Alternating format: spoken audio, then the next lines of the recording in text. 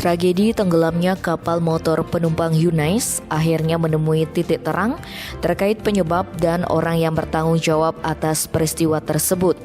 Terbaru, sebanyak 3 orang telah ditetapkan sebagai tersangka oleh Polairut Bahar Kam Mabes Polri. Penetapan tersangka itu tentunya telah melewati proses panjang dari penyelidikan hingga penyidikan. Diketahui ketiga orang tersebut yakni nahkoda kapal berinisial IS, lalu kepala cabang perusahaan NW dan Syah Bandar Korstapel BPTD Pelabuhan Ketapang berinisial RMS.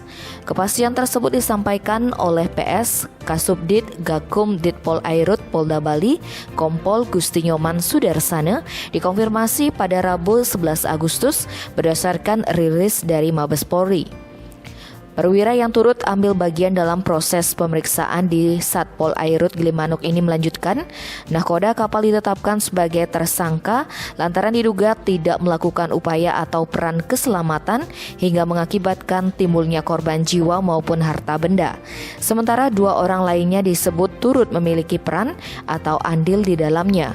Selain itu, penyebab dari peristiwa tragis yang merenggut 11 nyawa, 15 orang hilang dan 51 orang selamat, termasuk kehilangan harta benda ini akhirnya terungkap akibat kelebihan muatan. Normalnya, KMP Yunais memiliki muatan ideal sebesar 35 ton.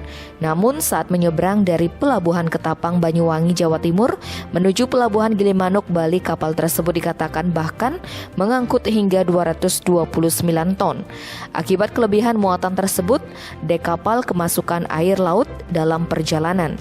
Sampai dekat Pelabuhan Gilimanuk, kapal menjadi miring dan akhirnya tenggelam. Tim Bali Express melaporkan.